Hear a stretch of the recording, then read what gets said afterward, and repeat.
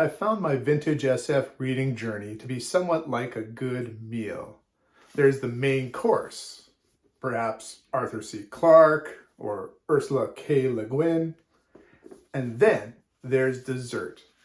And the dessert that I've enjoyed the most is Bob Shaw. Today, for a serving of dessert, 2 more novels by Bob Shaw. Bob Shaw, in his early writing days, wrote 2 short stories which were very well received. One was called The Light of Days from 1966, and the other was a sequel of sorts, Burden of Proof in 1967. Both contained the concept of slow glass. Light would enter one end, but it would take time before it would exit through the other end. It could take seconds, minutes, days, and even years.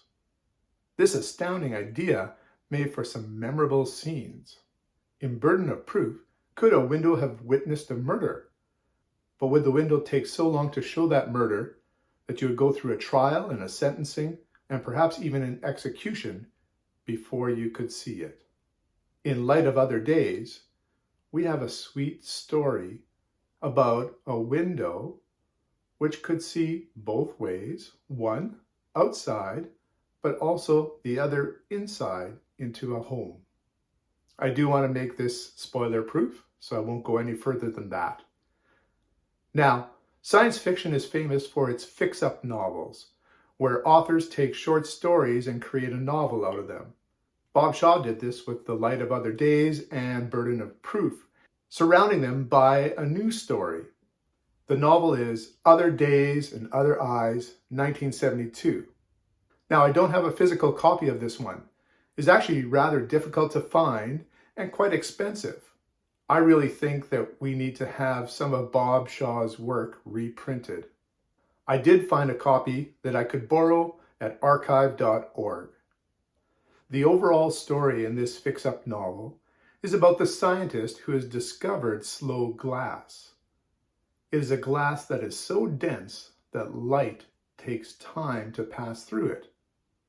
This unique concept creates a version of cameras that are delayed in showing what they have viewed. Where do you put such glass? Some people might put it in a scenic location and then sell it to somebody to put in their living room so that they can view that scenic location. Others might use it for surveillance. Bob Shaw takes these concepts and the stories that I've mentioned and just goes as far as he can with this idea. It is mind candy. It is entertaining. It's Bob Shaw at his best. I give Other Days, Other Eyes 9 out of 10. The second Bob Shaw novel that I read was The Two-Timers, 1968. In The Two-Timers, we have a tale of parallel worlds. What if a man's wife experienced a tragic death and he found he could travel to a parallel world and prevent that death from occurring? The problem? There are 2 of him now in that world. Whose wife is she? Once again, a very interesting idea to kick off the novel, and it goes in some unexpected directions. There's a police detective on the case. You see, as the man had saved his wife, he had killed another man. So we have a detective hunting for a killer. But because there's 2 of this person, it complicates the alibi and motive. Once again, a very entertaining concept. This one was good, not quite as good as the other one, so I give it a 7 out of 10. Have you read Bob Shaw? What are some of your favorite novels or stories by Bob Shaw? Are there other authors that you would consider dessert?